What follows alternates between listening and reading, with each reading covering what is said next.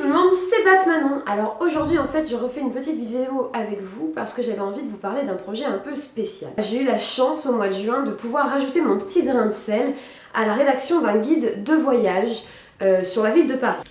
Tadam! En fait voilà, je vous présente le guide de voyage de Paris en bande dessinée.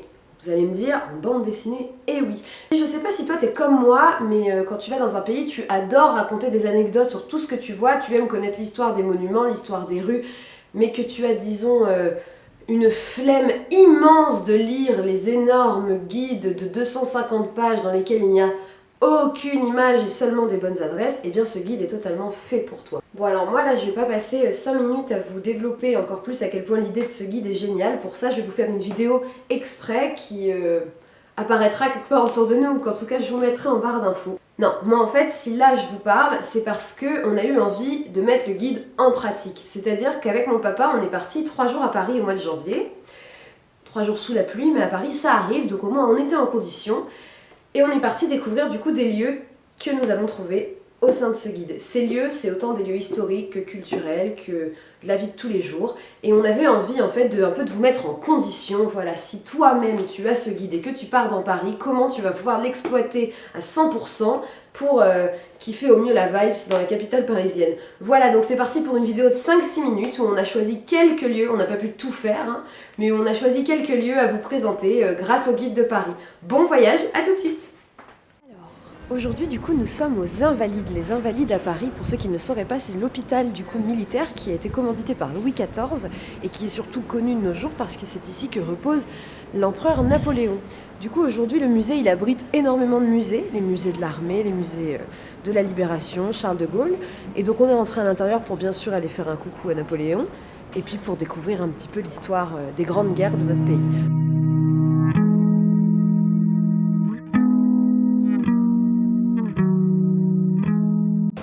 Les Invalides, c'est vraiment une ressource incroyable quand on veut revenir sur tous les grands conflits qui ont traversé la France et le monde.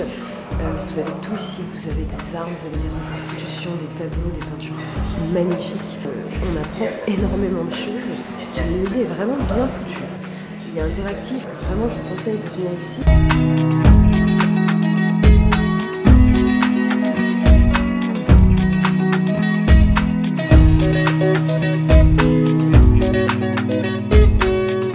L'hôtel des Invalides, il a été créé par Louis XIV parce que tous ces soldats étaient complètement mendiants dans la ville de Paris, surtout au niveau du Pont-Neuf.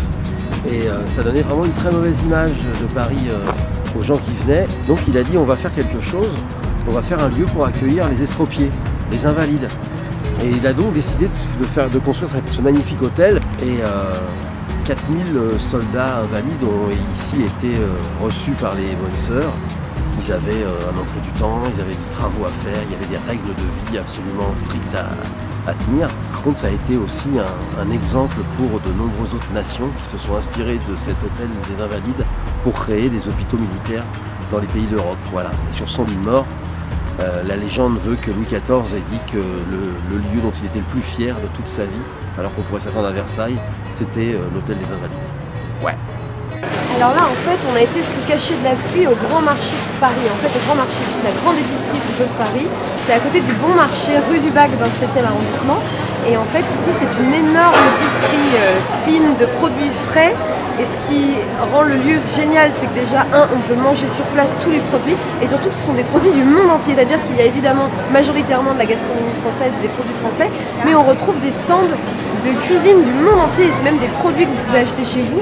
Du coup, c'est vraiment un endroit atypique. Et pour les amateurs de voyage comme vous et moi, on a envie de ramener des choses du monde entier, des épices, des condiments. Donc quand on est ici, on n'a qu'une seule envie, c'est 1 de manger, 2 de cuisiner et 3 de se ramener des saveurs du monde entier.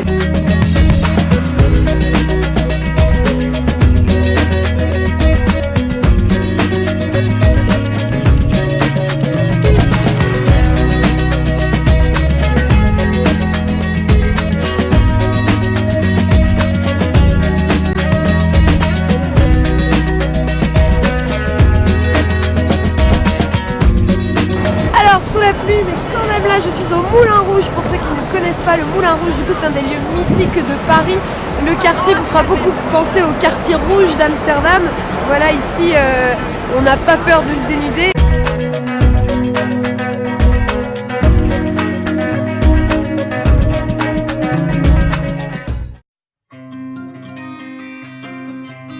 Bonjour à tous, nous sommes le dimanche 21 janvier et ce matin il est très tôt et Paris est désert, donc c'est quand même quelque chose d'assez incroyable. Là je suis devant le centre Pompidou dans le quartier de Beaubourg, du coup le musée d'art contemporain de Paris.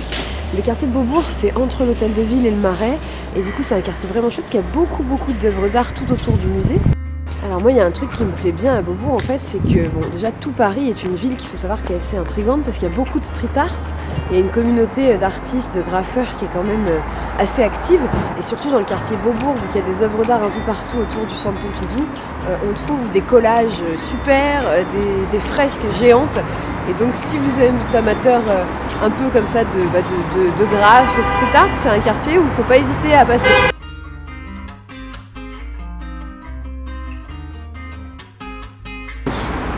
On est sur la place de Grève. C'est très drôle.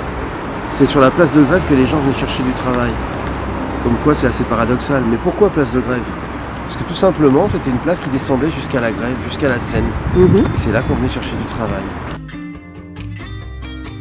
D'accord. C'est un lieu où il y a eu les pires atrocités puisque c'était ici qu'avaient lieu les exécutions capitales. Donc on a coupé, on a lardé, on a empalé, on a fait plein de choses horribles. Et maintenant c'est un peu l'endroit de tous les rassemblements avec la place de la Bastille, de tous les rassemblements populaires. Voilà où on en est.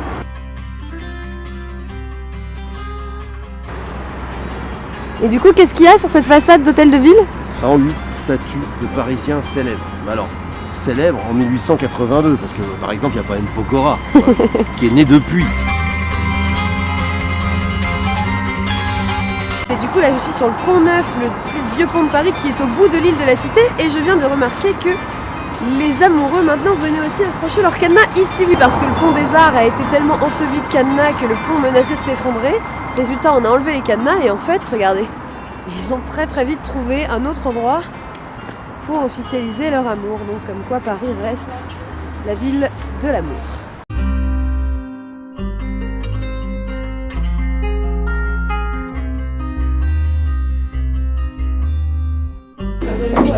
Là en fait on est dans la Sainte-Chapelle, sur l'île de la Cité, et on grimpe vers la chapelle du roi. Quel roi déjà, papa? Saint-Louis. Le roi Saint-Louis qui était un fanatique suprême de Jésus-Christ et un grand collectionneur du coup de reliques. Et du coup, je ne sais pas du tout si vous le voyez, mais on va jeter un œil à sa collection. Ah oui, d'accord. Oui, c'est une autre gueule là tout d'un coup.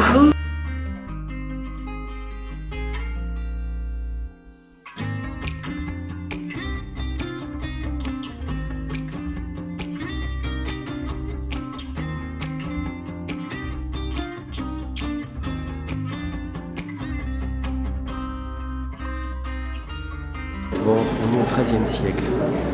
Les princes de Constantinople ont besoin de thunes parce que leur pays est assiégé. Ils viennent voir Louis IX, donc le futur Saint-Louis, et ils lui proposent de lui vendre la couronne d'épines du Christ. Celle qu'il avait sur la croix quand il est mort.